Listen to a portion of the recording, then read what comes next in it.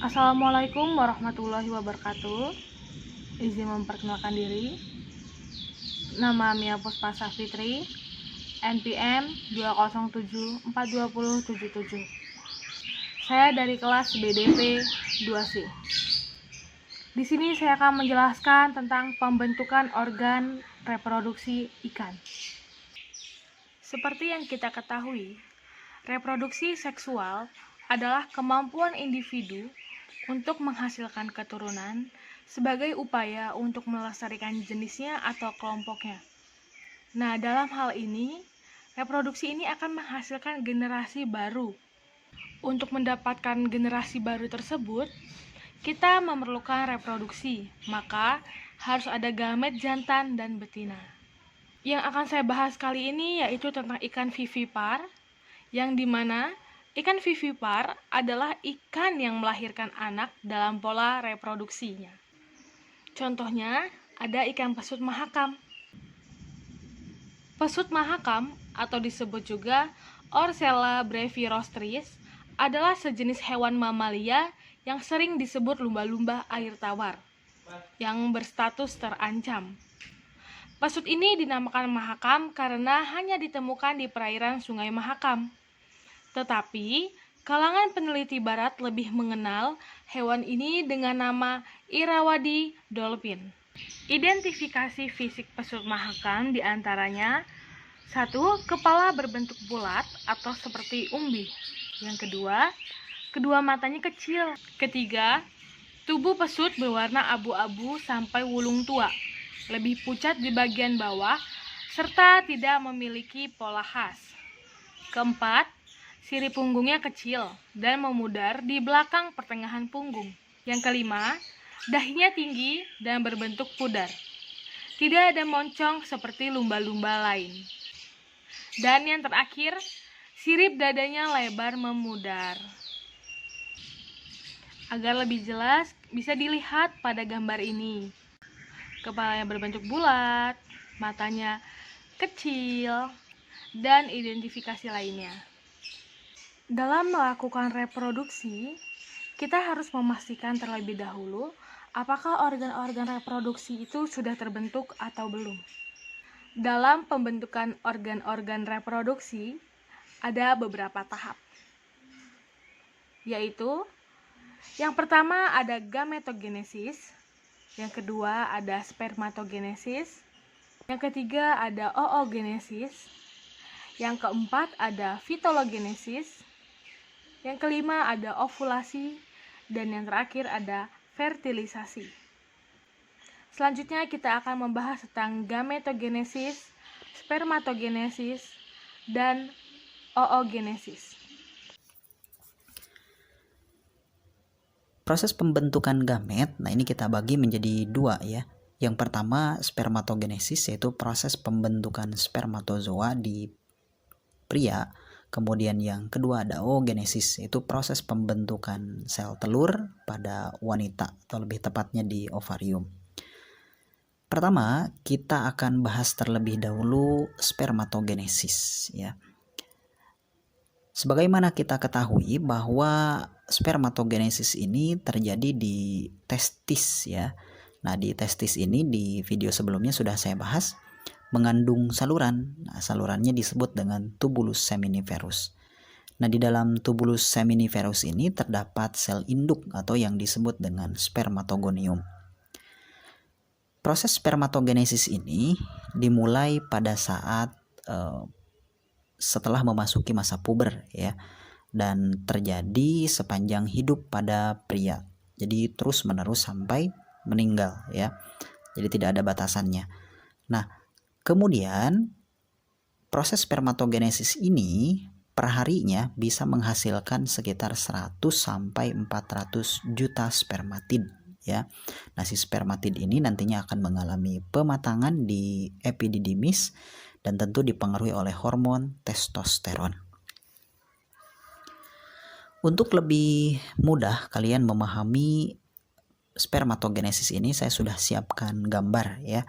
Nah, ini gambarnya, oke, dan kita akan kasih keterangan. Tadi sudah saya sebutkan bahwa di tubulus seminiferus itu ada yang disebut dengan spermatogonium atau sel induk yang berkromosom diploid atau 2N. Nah, spermatogonium ini akan mengalami perbanyakan secara mitosis ya. Ciri khas dari mitosis itu jumlah kromosomnya identik atau sama dengan sel induknya. Nanti akan menghasilkan spermatosit primer. Nah, jadi si spermatosit primer ini mengalami atau hasil dari pembelahan secara mitosis sehingga kromosomnya masih sama yaitu diploid atau 2N. Selanjutnya, si spermatosit primer ini akan mengalami pembelahan secara meiosis. Diawali dari meiosis 1 membentuk 2 spermatosit sekunder. Nah, di sini terjadi pengurangan kromosom yang tadinya 2N menjadi N ya. Jadi masing-masing spermatosit sekunder ini memiliki kromosom haploid atau N. Selanjutnya, si spermatosit sekunder ini akan mengalami pembelahan meiosis 2 menghasilkan spermatid ya. Karena spermatosit sekundernya ada 2 dan masing-masing mengalami pembelahan berarti jumlahnya atau totalnya ada 4 spermatid. Nah, selanjutnya si spermatid ini akan mengalami pematangan di epididymis membentuk spermatozoa dan masing-masing memiliki kromosom yang haploid ya.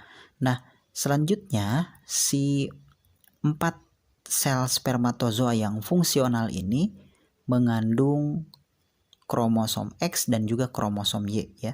Berarti 2 mengandung kromosom X dan 2 lagi mengandung kromosom Y. Nah, inilah yang menentukan jenis kelamin pada individu baru nanti.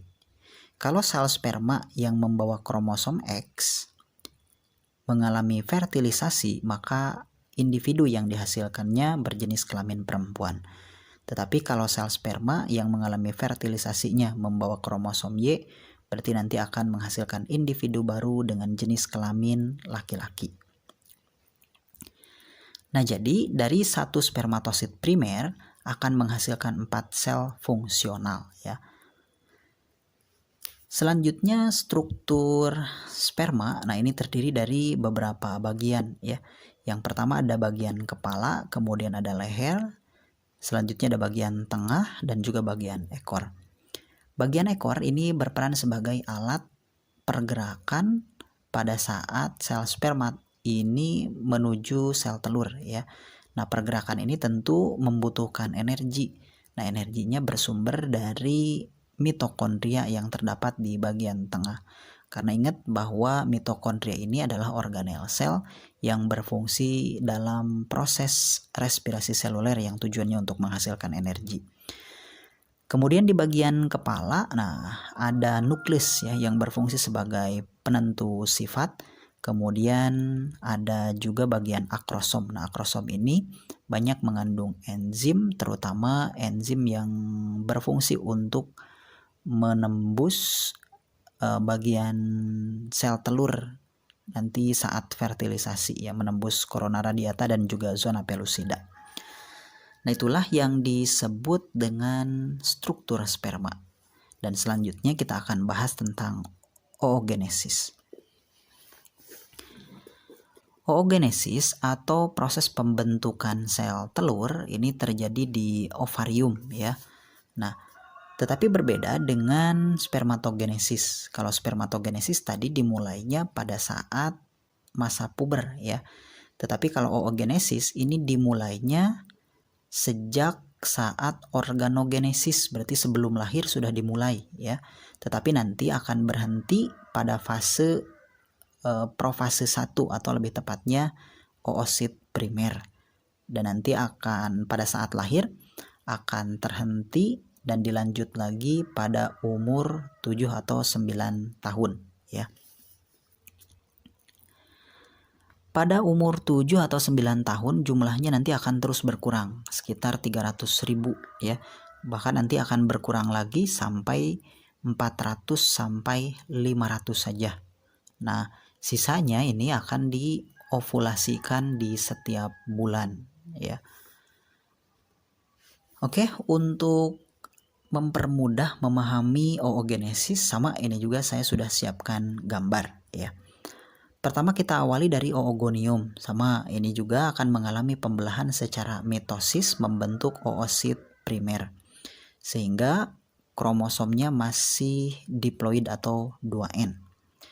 Selanjutnya, nah oosit primer ini akan memasuki pembelahan meiosis, berarti diawali dari meiosis 1. Oosit primer akan memasuki meiosis 1 membentuk badan polar dan oosit sekunder ya. Nah, kalau untuk badan polar ini tidak akan dilanjut ke meiosis 2. Tetapi yang akan dilanjut ke meiosis 2 yaitu oosit sekunder. Nah, oosit sekunder inilah yang nantinya akan dibuahi atau mengalami fertilisasi ya di tuba falopi. Apabila oosit sekunder ini mengalami fertilisasi, maka akan dilanjut ke meiosis yang kedua. Jadi kalau tidak terjadi fertilisasi, ya tidak akan mengalami meiosis 2 ya. Berarti nanti akan mati dan meluruh dengan darah yang berasal dari endometrium. Kalau terjadi fertilisasi, akan dilanjut ke meiosis yang kedua membentuk satu ootid dan satu badan polar. Nah, kalau badan polarnya nanti akan mengalami kematian atau degenerasi ya. Nah, yang ootid nanti akan berkembang menjadi ovum. Nah, inilah berarti sel yang fungsionalnya ya. Jadi sekali lagi oogonium akan membelah secara mitosis membentuk oosit primer dan kromosomnya masih diploid.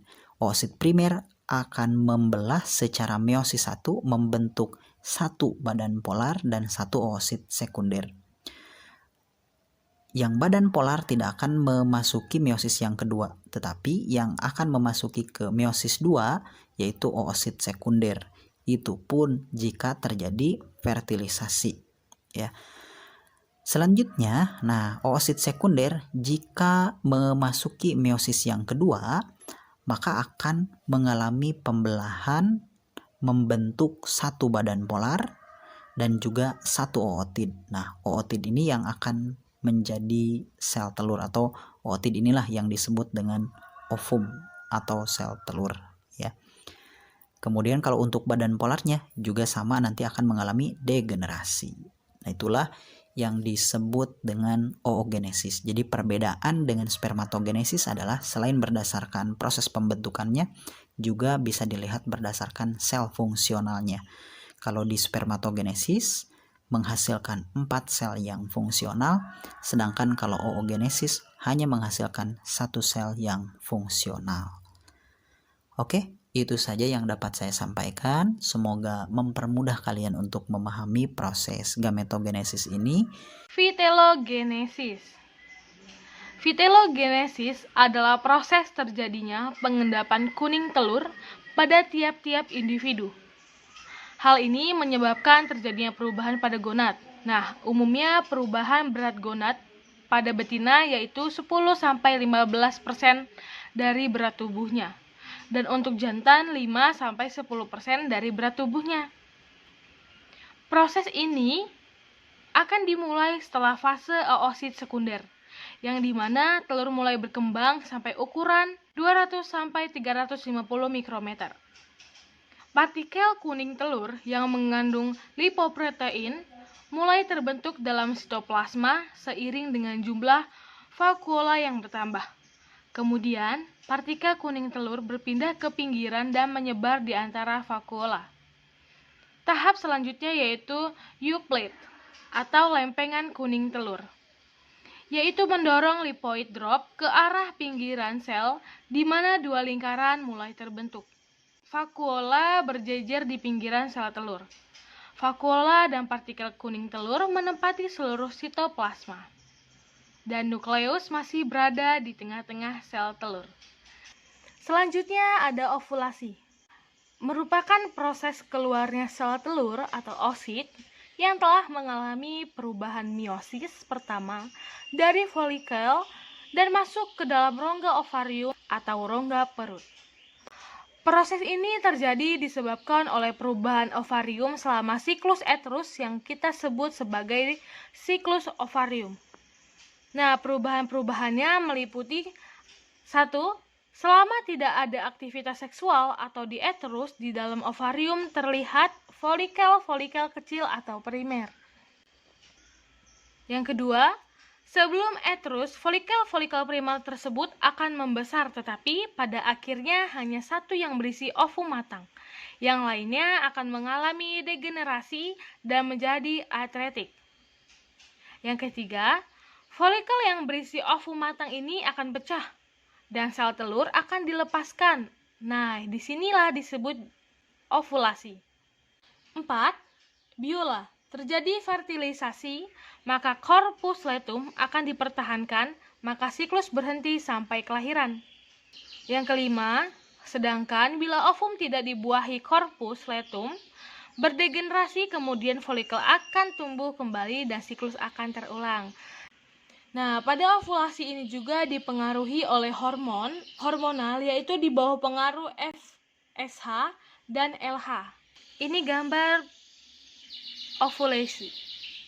Yang terakhir yaitu fertilisasi atau pembuahan. Adalah proses penyatuan gamet jantan dan betina terjadi di ampula tuba falopi. Pembuahan adalah bersatunya oosit atau telur dengan sperma dan akan membentuk zigot. Tuba falopi ini merupakan bagian terluas dari saluran telur dan terletak dekat dengan ovarium. Spermatozoa dapat bertahan hidup di dalam saluran reproduksi betina selama kira-kira 24 jam.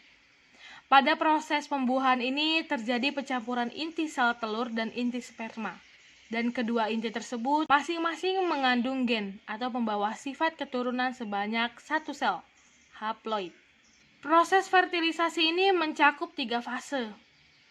Yang pertama ada penembusan corona radiate, kedua penembusan zona pellucida, dan yang terakhir fosi oosit dan membran sel sperma. Nah, ini salah satu gambarnya. Demikian yang dapat saya sampaikan. Bila ada salah kata, saya mohon maaf. Kepada Allah saya mohon ampun. Terima kasih. Wassalamualaikum warahmatullahi wabarakatuh.